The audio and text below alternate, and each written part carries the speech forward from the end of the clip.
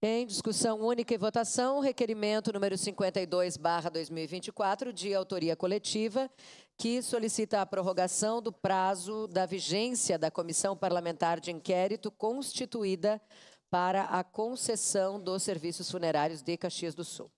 Com a palavra, um dos autores para a leitura do requerimento, vereador Scalco. Requerimento número 52/2024. Solicita a prorrogação do prazo da vigência da Comissão Parlamentar de Inquérito constituída para a concessão dos serviços funerários de Caxias do Sul. Senhora Presidente, senhores vereadores, senhoras vereadoras.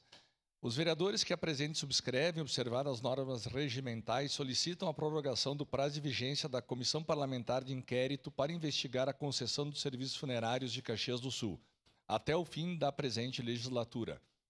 A comissão foi proposta por meio do ofício 668/2024, o ofício 673/2024, solicitou que seu prazo de duração fosse até a última sessão legislativa do corrente ano.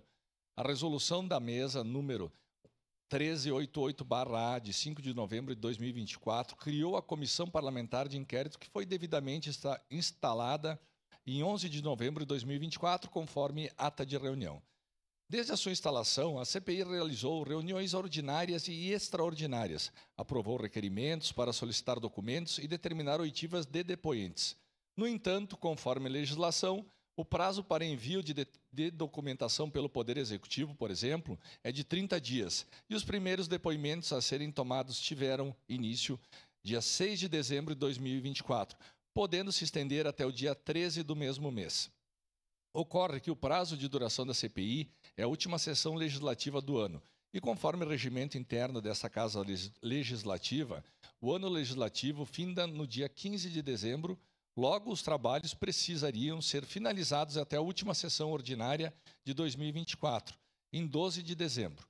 Diante do curto período para a conclusão dos trabalhos, da necessidade de oitiva das pessoas agendadas para depor no dia 13 de dezembro, recebimento dos documentos solicitados e, eventualmente, coleta de novos depoimentos, bem como haver tempo hábil para a conclusão dos trabalhos pelo vereador relator dessa Comissão Parlamentar de Inquérito, nos termos do parágrafo 2º do artigo 5º da Lei Federal 1579 de 1952, requerem a prorrogação da Comissão Parlamentar de Inquérito constituída para concessão dos serviços funerários de Caxias do Sul até dia 27 de dezembro de 2024. Caxias do Sul, 9 de dezembro de 2024, 149 anos da colonização, 134 anos da emancipação política.